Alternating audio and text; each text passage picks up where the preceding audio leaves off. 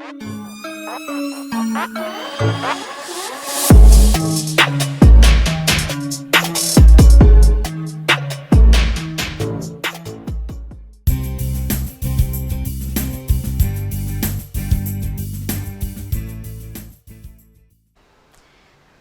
students, in today's lecture we will talk about some general functions of endoplasmic reticulum. As we have finished two major type of endoplasmic reticulum and their specific function जे फार important होते आणि आपल्याला ते माहिती असणं गरजेचं आहे, त्याच्यावरती बरेचसे MCQ विचारले जातात.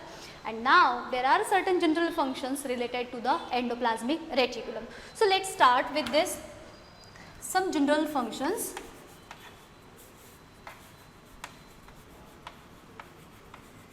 General functions. Now, before moving to the general function, first आपण एक काम करूयात की एंडोप्लाझ्मिक रेटिक्युलम कुठे प्रेझेंट आहेत आणि डायग्रामॅटिक त्यांची पोझिशन कुठे आहे त्याला कन्सिडर करूयात, म्हणजे त्याच्या अकॉर्डिंग आपल्याला इच अँड एव्हरी जे काही फंक्शन असेल ते एक्सप्लेन करणं सोपं जाईल. मग काय करूयात आपण, पहिल्यांदा डायग्रामॅटिक पार्ट. आता आपण सेल नाही कन्सिडर करूयात, आपण सेल मेम्ब्रेनकडे जाऊयात. Right, suppose it is our nucleus. Around this nucleus that we know nucleus, it is membrane bound organelle and rather it is double membrane bound organelle. ठीक है, it's a double membrane bound organelle.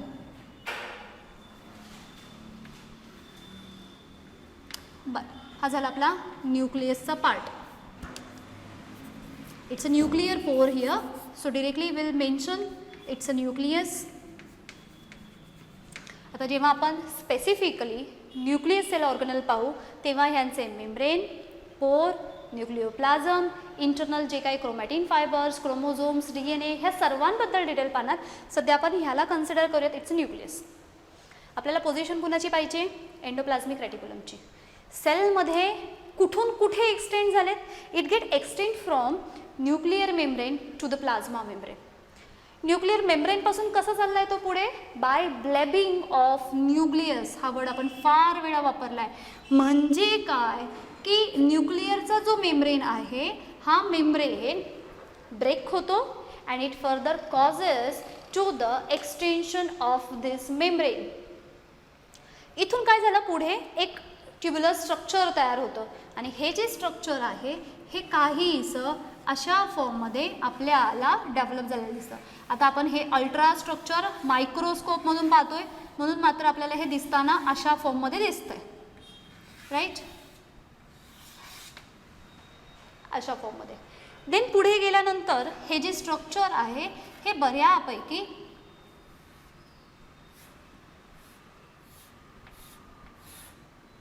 हे असे tubular होत जातात आणि मग मात्र हा पार्ट जो असतो हा मात्र कोणता असतो, प्लाझ्मा मेम्ब्रेनचा. आता आपण हे मोठा व्ह्यू करून दाखवायचा प्रयत्न करतोय. न्यूक्लियस झाला, सिस्टर्नी झाले, हे ट्युब्युल झाले. कोणते पार्ट राहिले, आपले जे राहिलेले पार्ट आहेत ते होते वेसिकल्स. काही वेसिकल्स इथे प्रेझेंट असतात, काही वेसिकल्स हे इथे प्रेझेंट आहेत. जे वेसिकल्स यांच्या कॉन्टॅक्टमध्ये आहेत त्यांच्या बॉडीवरती आपल्याला थोडं डार्कन फॉर्ममध्ये दाखवूयात. इथे यांच्यावरती कोण प्रेझेंट आहेत, हे डॉटेड स्ट्रक्चर मीन्स रायबोझोम्स. आणि आपल्याला हेही माहिती आहे जर रायबोझोम्स प्रेझेंट असतील तर रायबोझोम्स प्रेझेंट असल्यामुळे त्यांचा सरफेस कसा दिसतो आपल्याला, रफ. आणि because of this rough surface they provide the site for protein. ह्यांच्या भोवती सुद्धा काय दिसणार आहेत आपल्याला, हे रायबोझोमचं स्ट्रक्चर. इथे सुद्धा काय दिसले आपल्याला, रायबोझोमचे स्ट्रक्चर. आता आपण काय करूयात, हा जो संपूर्ण पार्ट आहे हा म्हणजेच काय आहे आपला एंडोप्लाझ्मिक रेटिक्युलम. एंडोप्लाझ्मिक रेटिक्युलमचे तीनही एलिमेंट आले. सिस्टर्नी झाल्या, वेसिकल्स झाले आणि ट्युब्युल फॉर्म सुद्धा झाला. सिस्टर्नी रायबोझोम प्रेझेंट आहे, ट्युब्यूल, रायबोझोम प्रेझेंट नाही. ह्या अनब्रांच आहे. तुम्ही जर पाहिलं तर याला कुठेच ब्रांच नाही आहे, पण हां ते एकमेकांना कनेक्टेड आहे. हे मात्र कसे, त्याला ब्रांच आहे. पाना हा इथे चालला, इकडे एक ब्रांच निघाली, इकडे पुढे चालला, इथे एक ब्रांच ओपन झाली, इकडे पुढे ब्रांच ओपन झाली. हे मात्र कसे आहेत, ओपन झाले. यांच्यापेक्षा यांचा डायमीटर मोठा, यांच्यापेक्षा यांचा डायमीटर मोठा. सो आपण अशा पद्धतीने सेलमध्ये एंडोप्लाझ्मिक रेटिक्युलम कुठे प्रेझेंट आहे ते पाहिलं. म्हणजे कसं पाहतो आपण, मला जर एक रफ डायग्राममध्ये दाखवायचं असेल तर हा झाला आपला न्यूक्लियस, आणि न्यूक्लियसच्या शेजारी इथे हे असं एक स्ट्रक्चर दिसतं. पहा आपल्याला हे असं टोटली एक्सटेंड झालेलं असतं. न्यूक्लिअर मेम्ब्रेनपासून प्लाझ्मा मेम्ब्रेनपर्यंत असं गेलेलं स्ट्रक्चर म्हणजे एंडोप्लाझ्मिक रेटिक्युलम असतं. ते अगदी स्पेसिफिकली म्हणजे हे असं दिसतं. जाऊयात आपल्या जनरल फंक्शनला. So our first function that means it forms framework of a cell. First function,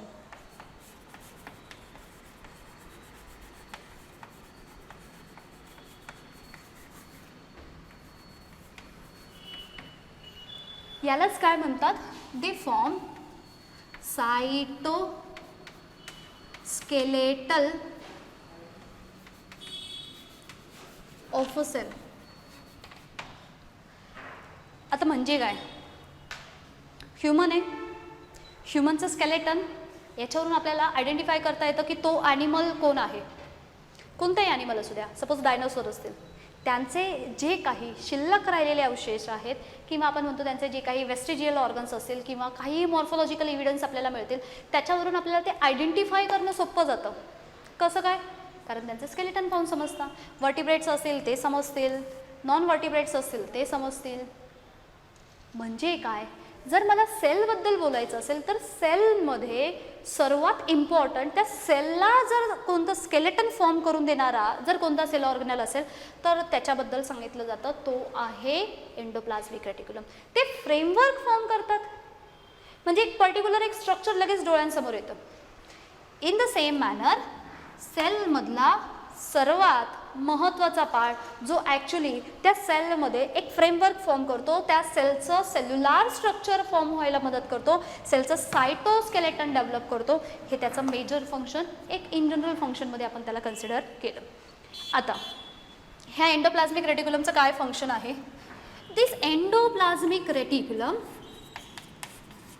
it also helps in the transformation of or the transportation of substances कुठून कुठे, from nucleus to the other part of cell, or we can say cell organelle, cell ऑर्गनलपर्यंत. पाहूयात आपण. आता हा त्याचा benefit आहे काय, तो न्यूक्लिअर मेम्ब्रेनपासून प्लाझ्मा मेम्ब्रेनपर्यंत जाऊन पोचला. जसं आपण लास्ट लेक्चरमध्ये सायटोप्लाझ्मिक ब्रिजेसबद्दल बोललो होतो. ब्रिज काय करतो, दोन ज्या प्लेस असतात त्यांना जोडतो. तसंच थोडक्यात काय म्हणूयात की न्यूक्लियस आणि प्लाझ्मा मेम्ब्रेन. आता न्यूक्लियस त्याची पोझिशन जर आपण पाहिली तर basically it is situated at it centre only, त्यांच्या सेंटरला प्रेझेंट असतात. समटाईम्स कधी कधी काय होतं की व्हॅक्युअल्स जर हेविली फुल झाले असेल तर ते त्याला पुश करतात न्यूक्लियसला, आणि मग तो न्यूक्लियस बिचारा कुठेतरी त्या सेलच्या कोपऱ्यामध्ये जाऊन बसतो. Otherwise mainly centrally place organ जर कोणता असेल तर न्यूक्लियस. मग जर ह्या न्यूक्लियसपासून दुसरीकडे दुसरा कोणताही अदर प्लेसला मायटोकॉन्ड्रिया असतील, प्लास्टिड्स असतील, लायसोसोम्स असतील, गॉल्जी बॉडीज असतील, कोणीही तिथपर्यंत जर सबस्टन्स पोचवायचे असतील तर सबस्टन्स पोचवणार कसे, त्याच्यासाठी मधला मीडियम कुणीतरी कनेक्टिव्ह पाहिजे, आणि हा मधला कनेक्टिव्ह म्हणजे कोण आहे तर ते आहेत endoplasmic reticulum. Endoplasmic reticulum, just because of they are in contact with the nuclear membrane as well as plasma membrane, and because of it helps for the easy transportation for the substances from this nucleus to the other cell organelles. म्हणून हे झालं दुसरं अजून एक त्यांचं general function. तिसऱ्या फंक्शनकडे जाऊयात. काय हेल्प करतात, they also help in the transportation of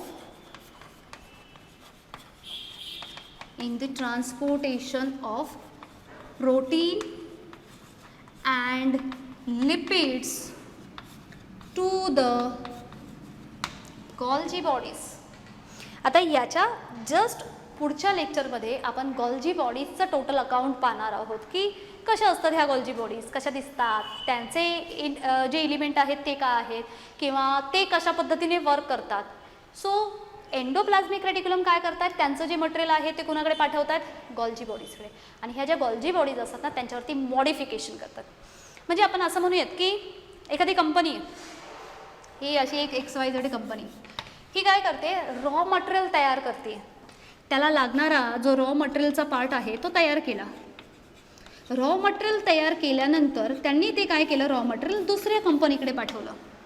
त्यांनी त्या रॉ मटेरियलवरती एक्स्ट्रा एफर्ट्स घेतले आणि मॉडिफिकेशन करून फायनल प्रॉडक्ट तयार केला. म्हणजेच मॅन्युफॅक्चरिंग युनिट इथे प्रॉडक्ट मॉडिफाय केले आणि मग ते काय केले गेले, पुढे ट्रान्सपोर्ट केले गेले. आणि ट्रान्सपोर्टेशनसाठी सपोज पुढचं एखादं युनिट काम करते. म्हणजे इथे 3 कंपन्या लागल्या. पहिली जिने रॉ मटेरियल तयार केलं, म्हणजे थोडक्यात आपण असं म्हणूयात की फार्मर जे असतात, सपोज कॉटनचं फार्मिंग केलं मोठ्या प्रमाणावरती, जर सपोज कापसाचं उत्पादन घेतलं, रॉ मटेरियल जमा केलं. दुसऱ्यांनी काय केलं, त्याच्यावरती एफर्ट्स घेऊन त्याच्यापासून फायबर वगैरे जे असतात ते तयार केले. त्या फायबरपासून क्लॉथ्स असतील ते तयार केले. आणि आता ह्या क्लॉथला फर्दर ट्रान्सपोर्टेशनसाठी थर्ड पार्ट घेऊन गेले. हे समजतं आहे. मग रॉ मटेरियल ज्यांनी तयार केलं ते कोण होते, एंडोप्लाझ्मिक रेटिक्युलम. जे त्याला मॉडिफाय करणार, त्याच्यापासून धागे तयार करतील, वेगवेगळ्या टाईपचे थ्रेड तयार करतील, त्यांना कलरिंग करतील, जे काय असेल ते फाईन प्रोडक्ट करेपर्यंत, हे कोण आहेत माहिती आहे, गॉल्जी बॉडीज, जे आपल्याला पुढच्या लेक्चरमध्ये पाहायचं. आणि मग ह्यांच्यापासून तयार झालेले मटेरियल जे आहे, जे प्रॉडक्ट आहेत, हे कॅरी कोण करणारे, हे कॅरी करणारे असतात व्हॅसिकल्स किंवा वॅक्युअल्स. हे समजतंय. सो हा तिसरा पार्ट. म्हणजे इथून इथे चाललंय, म्हणजे एंडोप्लाझ्मिक पासून कुठे जाणार आहे, ते गॉल्जी बॉडीजकडे. आणि हे कुणाकुणाला ट्रान्सपोर्ट करतायत, हे ट्रान्सपोर्ट करतायत प्रोटीनला, हे ट्रान्सपोर्ट करतायत लिपिडला. कसे ट्रान्सपोर्ट होत असतील, आपण आता इथे सांगितलं वेसिकल्स. मग हे वेसिकल्स नक्की प्रोटीनला ट्रान्सपोर्ट करणारे आणि लिपिडला ट्रान्सपोर्ट करणारे सेम असतील का? बघा, जसा माल वेगवेगळा असतो तसं वेगवेगळ्या पद्धतीने त्यांचं पॅकेजिंग राहतं. सपोज एखादे फ्रजाईल असेल किंवा काहीतरी डेलिकेट थिंग्स असतील तर त्यांचं पॅकेजिंग कायम ऑब्झर्व करा. सपोज एखादा मोबाईल फोन कसा पॅक होऊन येतो पहा, त्या बॉक्समध्ये त्याची अरेंजमेंट अगदी फर्मली ठेवलेले असतात. ग्लासचे काही जर सपोज काहीही थिंग्स असतील, म्हणजे काचेच्या वस्तू असतील, फार डेलिकेट असेल, त्यांचं पॅकेजिंग बघा कशा पद्धतीचे असतात. ते कटलरीचे जे सामान मिळतात ते कशा पद्धतीने पॅक होऊन येतात. आणि रँडमली जर सपोज एखादं बुक असेल तर त्याच्या पॅकेजिंगसाठी मात्र एवढी एफर्ट घ्यावी लागत नाही. म्हणजे कोणत्या टाईपचं मटेरियल आहे त्याच्या अकॉर्डिंग त्याचं पॅकेजिंग डिपेंड करतं. म्हणजे प्रोटीनला घेऊन जाणारे वेसिकल्स हे डिफरंट आहेत, लिपिडला घेऊन जाणारे वेसिकल्स हे डिफरंट आहेत. मग आता हे वेसिकल्स कुठून कसे फॉर्म होतात आणि कशा पद्धतीने फॉर्म होतात याच्याबद्दल बोलूयात. पहिल्यांदा बोलूयात आपण रफ एंडोप्लाझ्मिक रेटिक्युलम. ह्याच्यामध्ये मेनली कोण होते, सिस्टरनी. कारण यांच्यावरती कोण प्रेझेंट होते, रायबोझोम. यांच्यापासून काही स्पेरिकल बॉडी ह्या पिंच ऑफ होतात आणि एक सेपरेट स्ट्रक्चर फॉर्म करतात. म्हणजेच जे वेसिकल्स फॉर्म होतात हे vesicles along with the ribosome form होतात. आणि अशा टाईपचे vesicle they are responsible for carrying protein. हे कशासाठी रिस्पॉन्सिबल आहेत, प्रोटीनसाठी. नाव when we talk about the smooth endoplasmic reticulum, mainly they are containing tubules.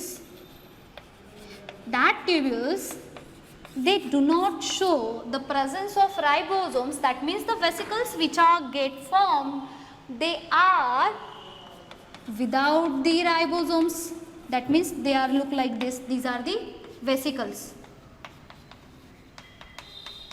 हे कसे फॉर्म होतात माहिती आहे, these are get formed by simply budding. म्हणजे जर आपल्याला इथे दाखवायचे असतील तर आता सपोज हे इथले त्यांचे जे एंड पार्ट आहे ट्युब्युलचे, हा जो पार्ट असतो हा पुढे एक्सटेंड होतो आणि कधी कधी हा जो पार्ट असतो हा इथून पिंच्ड ऑफ होतो, म्हणजे हलकेसे स्वेल होतात. आपण बडिंग ईस्टमध्ये कसं पाहिलं होतं की त्यांच्या बॉडीला हलकासा बड फॉर्म होतो, ते अजून डेव्हलप होतात आणि त्यांच्या बॉडीपासून डिटॅच होतात.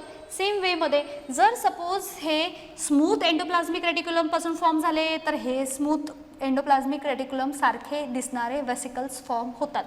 हे जर रफ एंडोप्लाझ्मिक रेटिक्युलमपासून फॉर्म झाले तर त्यांच्यापासून फॉर्म झालेले वेसिकल्स अशा पद्धतीने दिसतात. मग हे सर्व वेसिकल्स कशासाठी वापरणार आहोत आपण? हे वेसिकल्स ट्रान्सपोर्टेशनसाठी वापरले जातात. काही वेसिकल्समधून प्रोटीन ट्रान्सपोर्ट केलं जातं, काही वेसिकल्समधून लिपिड जो पार्ट आहे तो ट्रान्सपोर्ट केला जातो. नाव हे कुठे चाललेत? हे चाललेत गॉल्जी बॉडीजकडे. आपण सांगितलं हे म्हणजे कोण होते? हे होते एंडोप्लाझ्मिक रेटिक्युलम. हे कोण होते? Golgi bodies. इथून रॉ मटेरियल गेलं. रॉ मटेरियल म्हणजे काय होतं आपलं? प्रोटीन आणि लिपिड. हे कुणी तयार केले? रफ एंडोप्लाझ्मिकने. हे कुणी तयार केले? स्मूथ एंडोप्लाझ्मिकने. इथून आता ते चाललेत गॉल्जी बॉडीजकडे. म्हणजे इथे काय होणार आहे? प्रोडक्टवरती मॉडिफिकेशन होणार आहे. हे मॉडिफाय होत आहेत means what? This protein it get transform into the certain types of enzymes. आणि जे काही लिपिड आहेत हे लिपिड कशामध्ये कन्वर्ट होतात? तर वेगवेगळे जे काही हार्मोन्स आहेत, हॉर्मोन्स और वी कॅन से जे काही मेम्ब्रेन लॅमेली असतात त्यांच्यामध्ये फॉर्म होतात. कळालं? रॉ मटेरियलपासून कोणते प्रॉडक्ट तयार झाले ते. प्रोटीनपासून एन्झाईम तयार झाले आणि म्हणून आपण असं म्हणतो all enzymes are protein but all protein are not necessarily a enzymes. काय सांगतो आपण? सर्वचे सर्व एन्झाईम हे प्रोटीन असतात, पण सर्व प्रोटीन हे मात्र एन्झाईम नक्कीच नसतात. याचं रिझन असं आहे, protein which are get transported from the endoplasmic reticulum to the Golgi bodies, they are get modified and get converted into the enzymes. That means in direct way enzymes are get produced by protein. Protein पासून तयार झाले. Lipid पासून कोण तयार झाले? Lipid पासून पुढे fat secreting cells असतात, म्हणजे फॅट्स तयार होतात किंवा काही सर्टन स्टिरॉइड्स असतात, ते स्टिरॉइड सेल त्यांच्या फॉर्ममध्ये पाहतो किंवा हार्मोन्स असतील ते पाहतो. मेम्ब्रेन असतील, प्लाझ्मा मेम्ब्रेन, तिथे आपल्याला बायलिपिड लेअर गेली होती, लिपिड फॉर्मेशन वगैरे आहेत. सो त्या सर्व केसमध्ये हे आले. म्हणजे हे जनरल फंक्शन आहे त्यांचं, transportation of protein and lipid. कुणी केले? SER आणि RER. पुढे जाऊन कुणाकडे पोहोचले ते? Golgi bodies. गॉल्जी बॉडीजने त्यांचं कन्व्हर्जन कशामध्ये केलं? एन्झाईममध्ये केलं किंवा पुढचे जे काही हार्मोन किंवा अदर जे पार्ट्स असतील त्यांच्यामध्ये. Now it also help in the compartmentalization. म्हणजे काय आहे त्यालाही पाहूयात आपण. हा वरचा पार्ट थोडासा आपण वाईप करूयात, इथून स्टार्ट करूयात. The next function. आता जर एंडोप्लाझ्मिक रेटिक्युलमला ऑब्झर्व केल्यानंतर त्यांच्यामध्ये स्पेसिफिक कंपार्टमेंट दिसतात and that every compartment has specific role to carry out their function.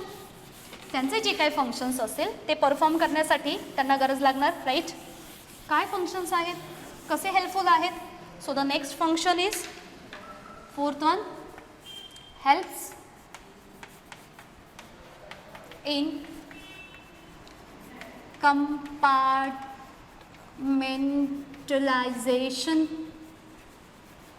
हे सिम्पली काय आहे माहिती आहे? हे कंपार्टमेंट फॉर्म करतात. एक कंपार्टमेंट असणार आहे बाहेरच्या बाजूला, इट इज आउटर कंपार्टमेंट. एक असणार आहे आतमधल्या बाजूला, त्याला म्हणणार आहोत आपण इनर कंपार्टमेंट. आता आपण ह्याला पाहूयात, आतमधला आणि बाहेरचा जो पार्ट आहे तो. When I am talking about the rough endoplasmic reticulum, हे ट्युब्युलर स्ट्रक्चर आहे, म्हणजे याच्या आतमध्ये हा झाला इनर कंपार्टमेंट, याच्या बाहेर झाला outer compartment. Again inner outer, inner outer. Compartment form झाल्यामुळे त्यांचे स्पेसिफिक फंक्शन हे प्रॉपरली डिवाइड होऊन काम करण्यासाठी सोपं होतं. आपल्याला एक लेसन येणार आहे क्लासिफिकेशन. मग ते लिव्हिंग ऑर्गॅनिझममध्ये असू द्या किंवा सर्टन थिंग्स सॉर्टिंग करण्यासाठी असू द्या, कोणत्याही आस्पेक्टमध्ये हे classification plays very crucial role. Simple example, suppose आपले जे काही बुक्स असतात हे रँडमली कसेही ठेवले, हे काय म्हणतो आपण त्याला, हॉफहॅझार्ड मॅनरमध्ये, म्हणजे कसे रँडमली ठेवले तर आपल्याला परत फाइंड आउट करताना मात्र फार डिफिकल्टीज येतात. हेच जर खूप व्यवस्थित छानपणे कबर्डमध्ये आपण त्यांना प्रॉपर कप्प्यांमध्ये जर अरेंज करून ठेवले तर कधी जेव्हा पाहिजे तेव्हा आपण त्यांना पाहू शकतो. याचं बेस्ट एक्झाम्पल म्हणजे लायब्ररीमध्ये अँड नंबर ऑफ बुक्स खूप व्यवस्थित अरेंज मॅनरमध्ये ठेवले असतात. ते जे लायब्रेरियन असतात, तुम्ही त्यांना कोणत्याही बुकचं नाव सांगा, विदिन फ्यू टाईम ते लगेच इझिली तुम्हाला ते बुक अवेलेबल करून देतात. कारण काय? कंपार्टमेंटलायझेशन. म्हणजे कसं, त्यांनी स्पेसिफिक झोन केलेले असतात. सपोज हे हिस्ट्रीसाठी आहेत किंवा हे लँग्वेजसाठी आहेत, हे सोशल स्टडीजसाठी आहेत, त्यांचे कंपार्टमेंट. त्याच्यामध्ये सुद्धा सपोज ऑथर असतील तर ऑथरनुसार त्यांचं क्लासिफिकेशन असेल, स्पेसिफिक त्यांच्या एडिशन असतील, त्यांचे पब्लिकेशन असतील, त्यांचे काही इनिशियल असेल किंवा टॉपिक असेल, ह्यांच्या अकॉर्डिंग इतके सिस्टमॅटिक मॅनेज केलेले असतात की इझिली फाइंड आउट होतात. हे का झालं शक्य? कंपार्टमेंटमुळे. सेम वेमध्ये ह्यांचं जे फंक्शन आहे म्हणजे आतमध्ये प्रोटीन तयार करण्यासाठी जागा हवी, जागा पाहिजे. मग ही स्पेस कोण प्रोव्हाइड करून देत आहे? हे तयार झालेले कंपार्टमेंट. जर कंपार्टमेंट नसते तर तो बाहेरचा भाग आणि आतमधला भाग याच्यामधला फरकच राहिला नसता. हे समजतंय? म्हणजे पुढचं मेजर फंक्शन आहे त्यांचं ते म्हणजे they helps in the formation of compartmentalization, compartment फॉर्मेशनसाठी. नेक्स्ट फंक्शन पाहणार आहोत. Endoplasmic reticulum has formed near about 30 enzymes. Near about सांगितलं, फिक्स आकडा नाही आहे हा. आता आपण तर सांगितलं एंडोप्लाझ्मिक रेटिक्युलममधला जो रफ एंडोप्लाझ्मिक रेटिक्युलम आहे हा प्रोटीन तयार करतो. प्रोटीन गॉल्जी बॉडीजकडे गेला की ते एन्झाईम तयार करतात. असे नियर अबाउट 30 एन्झाईम्स तयार होतात आणि हे सर्व एन्झाईम्स बायोसिंथेसिस प्रोसेससाठी फार इम्पॉर्टंट आहेत. ज्या काही प्रोसेस असतात आपल्याला एन्झाईम्स तर माहिती आहेत, एन्झाईम्सबद्दल वेगळं काही सांगायला नको. जसं आपण याच्या अगोदरच मेन्शन केलं काय, enzymes are nothing but the biological catalyst. मग आता हे जे काही कॅटालिस्ट असतील, आता जसं फॉर एक्झाम्पल रिसेंटली आपण मायटोकॉन्ड्रिया पाहिला, इनर फोल्डवरती ऑक्सिसोम्स पाहिले, त्याचा हेड आणि फूट रिजन पाहिला. हेड रिजन जो होता तिथे ATP सिंथेज नावाचं प्रोटीन पाहिलं होतं किंवा एन्झाईम पाहिलं होतं. जिथे कुठे एज येईल तो काय हेल्प करणार आहे आपल्याला? तो एन्झाईम ॲक्टिव्हिटी दाखवतोय. मग असे कोणते कोणते असतील? मग आपला तोच ATPase, phosphatase, dehydrogenase, amylase, lipase, nucleotidases, nucleosidases, ligases, an number of enzymes आहेत. हे सर्व एन्झाईम्स कुणापासून तयार झाले? प्रोटीन. प्रोटीन कुणापासून? Rough endoplasmic reticulum. का? कारण यांच्याकडे कोण होता? त्यांचा स्वतःचा प्रोटीन तयार करणाऱ्या फॅक्टरी आहेत त्यांच्याकडे. असे एवढ्या फॉर्ममध्ये. मग हे फंक्शन कुणाचं झालं? एंडोप्लाझ्मिक रेटिक्युलमचं. देन आपण कन्सिडर करणार आहोत they also help in the formation of cell plate. So they help in the cell plate formation during cell division. Helps in the cell plate formation पण किंवा during cell division.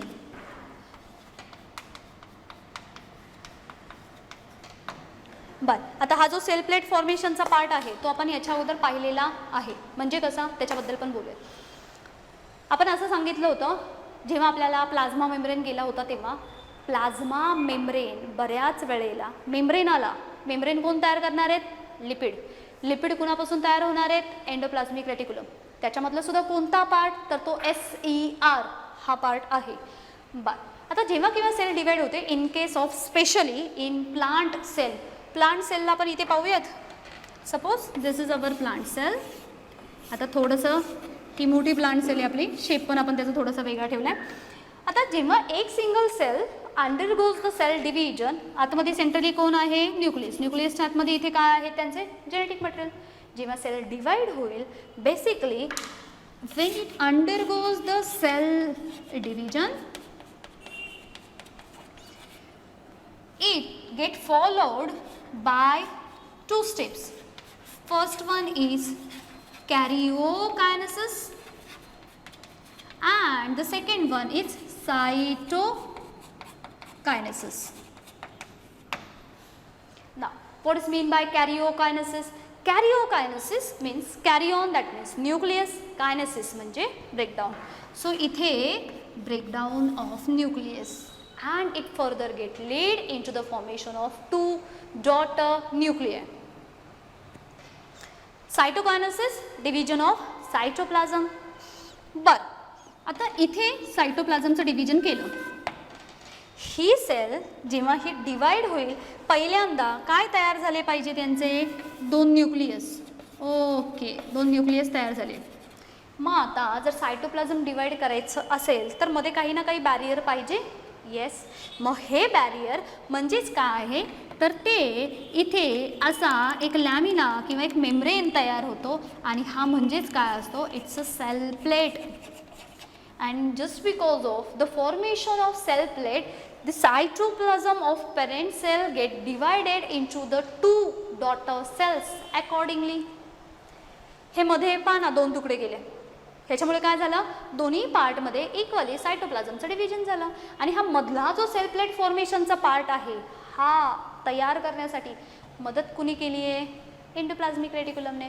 So they also help in the formation of cell plate and that cell plate is get formed during the cell division. Cell divisionच्या वेळेला मात्र ही cell plate form झालेली आपल्याला दिसून येते. आता आपल्याला अजून एका टॉपिकबद्दल बोलायचं आहे आणि ते आहे तो म्हणजे सायटोप्लाझ्मिक व्हॅक्युओलर सिस्टीम. हे काय आहे, महत्त्वाचं आहे आणि छानही आहे.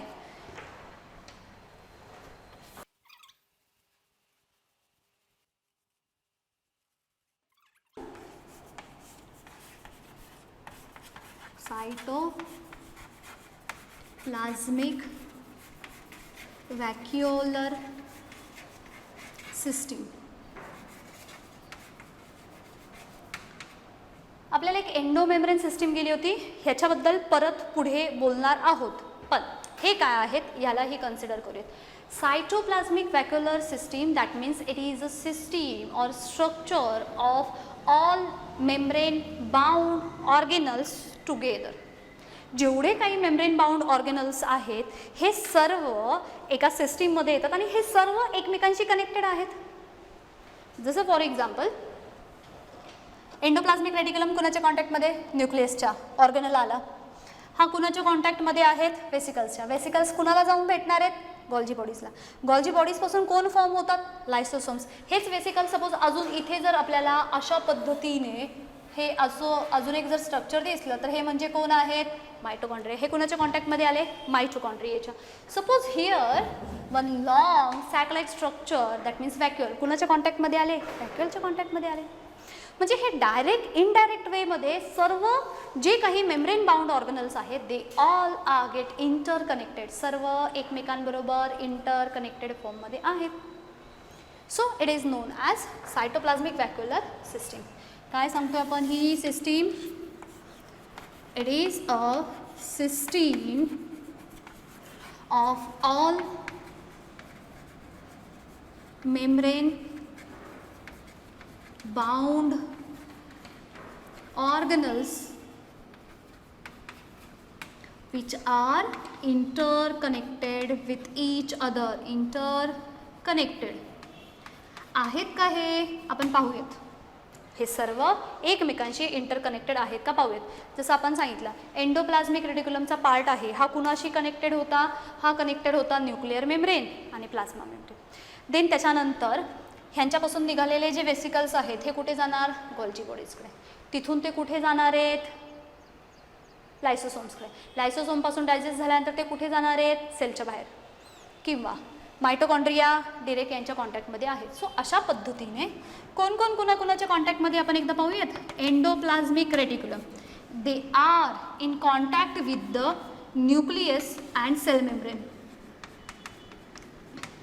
इथेच त्यांनी अर्ध युद्ध जिंकलं. कसं, मेजरली सेंटरचा पार्ट आणि अगदी बाउंड्रीचा पार्ट हे दोन्ही दोन हाताला आहेत. म्हणजे इकडून वस्तू आणतील तिकडे देतील, तिकडच्या वस्तू आणतील इकडे देतील. मधला मीडियम फार गरजेचा आहे दोन्ही केसमध्ये. पहिलं. सेकंड, एंडोप्लाझ्मिक रेटिक्युलम इथून मटेरियल कुणामध्ये पॅक झालं होतं, वेसिकल्समध्ये. ह्या वेसिकल्स कुणाकडे जाऊन पोचल्या, गॉल्जी बॉडीजकडे. गॉल्जी बॉडीजनी त्यांना काय केलं, मॉडिफाईड केलं. मॉडिफाय करून ते परत कोणा थ्रू पाठवलं, वेसिकल्स थ्रू किंवा व्हॅक्युअल्स थ्रू. हां, व्हॅक्युअल्स और वेसिकल्स थ्रू. हे कुणाकडे गेले? कारण हे फर्दर हेल्प करतात इन द फॉर्मेशन ऑफ लायसोसोम्स. पण कोणता? प्रायमरी. मग प्रायमरी लायसोसोमपासून ते जातील सेकंडरीमध्ये त्यांच्यामध्ये ॲक्टिव्ह एन्झाईम्स असतात. देन त्याच्यानंतर जेवढं इसेन्शियल आहे त्याला डायजेस्ट करून घेतलं. शिल्लक राहिलेला पार्ट होता रेसिड्युअल बॉडीचा पार्ट, हा गेला टर्शरी लायसोसोम्सकडे आणि तिथून मात्र तो बॉडीच्या बाहेर एक्झोसायटोसिस केला जातो, म्हणजे तो बाहेर एक्सपेल केला जातो. बाय हे डायरेक्ट अजून कुणाच्या कॉन्टॅक्टमध्ये येतात? मायटोकॉन्ड्रियाच्या, म्हणजेच एंडोप्लाझ्मिक रेटिक्युलम न्यूक्लियसच्या कॉन्टॅक्टमध्ये आला, सेल मेम्ब्रेनच्या कॉन्टॅक्टमध्ये आला, वेसिकल्स आहेत, गॉल्जी बॉडीज आहेत, लायसोसोम्स आहेत, मायटोकॉन्ड्रिया आहेत. हे प्रत्येक जण मेम्ब्रेन बाउंड ऑर्गॅनल्स आहेत आणि हे सर्व एकमेकांच्या कॉन्टॅक्टमध्ये आहेत. म्हणजे त्या सेलच्या आतमध्ये त्यांना ट्रान्सपोर्टेशन करणं, त्यांना कम्युनिकेशन करणं, त्याला सिंथसाइज करणं, मॉडिफाईड करणं किंवा त्यांना पॅक करणं आणि देन सेंड करणं, ह्या सर्व गोष्टी करणं अगदी इझी होऊन जातं. जेव्हा कम्युनिकेशन होतं 1 to 1 तेव्हा ह्या सर्व गोष्टी सिम्पल होतात. आणि अशा पद्धतीने ह्याला मेंटेन ठेवण्यासाठी मदत कोण करत आहे? तर एंडोप्लाझ्मिक रेटिक्युलम. कसा मदत करतोय हा endoplasmic reticulum? Because of his 3 elements. पहिला एलिमेंट कोणता होता? सिस्टर्नी. दुसरा एलिमेंट कोणता होता यांचा? वेसिकल्स. आणि तिसरा एलिमेंट कोणता होता त्यांचा? ट्यूब्युल्स. And because of their all elements they help to maintain cytoplasmic vacuolar system. हे नसते तर काय झाले असते? सिस्टर्नी पार्ट नाही आहे म्हणजे न्यूक्लियसचा कॉन्टॅक्ट संपला म्हणजे न्यूक्लियसपासून काहीच ट्रान्सपोर्ट होणार नाही. सपोज ट्यूब्युल नाही आहेत तर ते सेल मेम्ब्रेनपर्यंत कसं पोचवायचं? किंवा बाहेरच्या सेलमधून जे सेल मेम्ब्रेन थ्रू सेलच्या आतमध्ये येईल त्या रिसीव्ह करायला कुणीतरी पाहिजे. ह्यांचाही रोल आहे हा वेसिकल्सचा. इथून तयार झालेले जे प्रोटीन असतील, लिपिड असतील ते कुणामध्ये भरून पाठवणार? वेसिकल पण पाहिजे. म्हणजेच ह्या सेलच्या आतमध्ये हे जे काही सायटोप्लाझ्मिक व्हॅक्युलर सिस्टीम आहे ह्याला मेंटेन कोण करून ठेवतंय? तर हे म्हणजे हे सर्व बाजूंनी एकमेकांचे हात पकडून आहेत, जेणेकरून ते अगदी इझिली एकमेकांना मदत करू शकतात, वेळेवरती मदत करतात आणि त्या सेलचं काम फार व्यवस्थित चालतं. काम व्यवस्थित चालणं म्हणजे काय? त्यांच्या सेल्युलर ॲक्टिव्हिटी. नाही काम झालं तर काय होईल? एनर्जी प्रोड्यूस होणार नाही झाली एनर्जी प्रोड्यूस तर त्या सेलचं सर्वायवल डिफिकल्ट होऊन जाईल. काय होईल? ती सेल डिजनरेट होईल किंवा ओल्ड होईल, इंजर होईल, बाहेरचेच दुसरे येतील, अटॅक करतील, बर्स्ट होईल, काही होईल. मग त्या सेलचं लाईफ सस्टेन ठेवण्यासाठी त्यांना ह्या सर्व ॲक्टिव्हिटी करणं गरजेचं आहे आणि सर्व ॲक्टिव्हिटीमध्ये प्रत्येक सेल ऑर्गनलचा रोल तितकाच इम्पॉर्टंट आहे. फॉर एक्झाम्पल आपल्या बॉडीमध्ये डिफरंट सिस्टीम आहेत, राईट? Respiratory system, digestive system, circulatory system, reproductive system, excretory system, blah blah blah, खूप सारे. आता ह्या सर्वांमधली एखादी जरी वर्क करत असेल, सपोज आता रिप्रोडक्टिव्ह सिस्टीम नाही वर्क करत आहे, that means they are not able to reproduce further, that's it. त्याचा हार्मोनल इम्बॅलन्स बॉडीवरती पाहायला मिळतात. एक्सक्रिटरी सिस्टीमच काम करत नाही आहे, टॉक्सिक सबस्टन्स त्यांचं आपल्या बॉडीमध्ये ॲक्युमुलेशन होत गेलं, म्हणजे अगेन परत काय झाला? बॉडीवरती त्याचा स्ट्रेस आला, नाही चालणार. डायलिसिसवरती का जातात लोक? किडनी खराब झाल्या. किडनी जर त्यांचं फंक्शनिंग प्रॉपर करत नसेल तर त्याच्यासाठी डायलिसिसवरती ठेवतात ना, म्हणजे एक्सक्रिशनसुद्धा तितकंच महत्त्वाचं आहे. घेतलं आपण, पुढचा इंटेक झाला, न्यूट्रिशन मिळते आपल्याला, पण डायजेस्टिव्ह सिस्टीम काम करत नाही. म्हणजे आपली बॉडीचं सर्वात महत्त्वाची सिस्टीम जर कोणती असेल तर ती डायजेस्टिव्ह आहे. हे व्यवस्थित असेल तर आपली पूर्ण बॉडी, आपलं ब्रेन, सर्व ॲक्टिव्हिटी नॉर्मल रन होतात. सर्क्युलेटरी सिस्टीम सर्वात इम्पॉर्टंट. जर सपोज सर्क्युलेटरी सिस्टीमने ठरवलं की नाही हाताला पाठवायचंच नाही आहे, ब्लड पाठवायचंच नाही आहे, चालेल? नाही चालणार. नर्वस सिस्टीम त्याच्यावरून इम्पॉर्टंट. काय चाललं आहे आपल्यालाच इतकी उत्सुकता असते की काय चाललं आहे हे सर्व माहिती करून घ्यायचं असं. So nervous system each and everything ज्या स्टिम्युलाई जनरेट होत आहेत आपल्या सराउंडिंगमध्ये, ह्या सर्वांचं आपल्याला एक इम्पल्स प्रोव्हाइड करतात. म्हणजे एकही ह्या सर्व एकमेकांवरती अवलंबून आहे ना, एक कोणतीच पूर्णपणे करतच नाही आहे. न्यूट्रिशन घेतलं तर त्याला डायजेशन गरजेचं आहे, डायजेशन घेतलं तर त्याला ॲब्झॉर्प्शन आलं, त्याचं कन्व्हर्जन ब्लडमध्ये झालं, ब्लडने सर्क्युलेट करणं झालं. हे सांगणार कोण एकमेकांना? नर्वस सिस्टीमने सांगणार. शिल्लक राहिलेला पार्ट असेल त्याला बॉडीच्या बाहेर एक्सपेल करणार. हे करत असताना एनर्जीच्या फॉर्ममध्ये ऑक्सिजन लागेल, तो कोण घेणार? रेस्पिरेटरी सिस्टीम घेणार. सर्व सिस्टीम एकमेकांशी कनेक्टेड फॉर्ममध्ये आहेत. तर आणि तरच ही सिस्टीम आपली काम करते. मग जर मला सेलबद्दल बोलायचं असेल तर सेलमधल्या सर्व ऑर्गनल्सनी मिळून जर काम केलं तर ती सेल खूप छान सेल त्यांचा जो फंक्शन असेल तो परफॉर्म करतो. ही अशी एक सेल, अशा आपल्या बॉडीमध्ये एका ऑर्गनमध्ये कितीतरी टिश्यू, एका टिश्यूमध्ये कितीतरी सेल, अशा एकूण बॉडीमध्ये किती सेल्स असेल हे आपण लास्ट टाइम पण बोललो. एका सुईच्या टोकावरती लाखो करोडो अब्जो एवढ्या फॉर्ममध्ये सेल्स असतात आणि ह्या प्रत्येक सेलमध्ये हे एवढं सगळं युद्ध चालू असतं. इतकी इंटरेस्टिंग आहे cytology, that means cell biology. In future तुम्हाला इंटरेस्ट असेल तुम्ही याच्यामध्ये सायटोलॉजिस्टसुद्धा बनू शकता. फार स्कोप आहे, कारण जेवढे आपले डिझीज असतात हे कुठून अराईज झाले, सेल कशी रिॲक्ट होते किंवा कशा पद्धतीने, जसे WBCs असेल सेल आल्या, RBCs असेल सेल आल्या, फॅगोसायटोसिस सेल असेल कशा पद्धतीने आपल्या बॉडीची इम्युन सिस्टीम फॉर्म करतायत, डिफेन्स कसं करतायत, काय करतायत, फार इंटरेस्टिंग आहेत हे सगळे पार्ट. सो हे सगळे टॉपिक आपल्याला इथे पाहायला मिळणार आहे. आपण जाऊयात आपल्या पुढच्या फंक्शनकडे. पुढचं फंक्शन आहे आपली GERL सिस्टीम. आता थोडंसं आपण ह्याच्याबद्दलच इतका वेळ बोललो, त्याला थोडंसं अजून डिटेलमध्ये परत एकदा कन्सिडर करूयात. 8वं फंक्शन GERL सिस्टीम. आता हे शॉर्टकट वापरलेत आपण. G it stands for Golgi bodies, ER it is the abbreviated form of endoplasmic reticulum, and here L stands for lysosomes. हे सगळे एकमेकांवरती अवलंबून आहेत आणि हे मिळून काम करतात. म्हणजे एंडोमेम्ब्रेन सिस्टीममध्ये हे एकत्रित काम करतात. फक्त याच्यामध्ये अजून व्हॅक्युअल ॲड केला की हे सगळे एंडोमेम्ब्रेन सिस्टीममध्ये एकत्रित येऊन काम करतात ना, म्हणून ही अशी सिस्टीम तयार करतात. आणि हे सिस्टीम एकत्रित येऊन काम करतात हे सुद्धा एंडोप्लाझ्मिक रेटिक्युलमचं फंक्शन आहे. कारण असं सांगितलं आपण, ह्यांचे 3 एलिमेंट ह्या सर्वांना जोडून ठेवतात. जर RER नसेल तर हे वेसिकल होणार नाहीत तयार. हे वेसिकल तयार झाले नाहीत तर प्रोटीनला घेऊन जाणारे वेसिकल गॉल्जी बॉडीपर्यंत पोहोचणारच नाही आहे. रॉ मटेरियल शेतकऱ्याकडे तयार केलेला कापूस आहे, खूप सारा शिल्लक आहे, पण तो पोहोचलाच नाही कंपन्यांपर्यंत. जे कपडे तयार करण्याच्या ज्या गिरण्या असतात किंवा काय त्या फॅक्टरीज असतील तिथपर्यंत पोहोचलंच नाही. रॉ मटेरियल वर्क होईल नाही. त्या जो कोणी शेतकरी असेल त्याच्याकडे ते तसंच राहिलं तर त्याचा यूजही नाही आहे.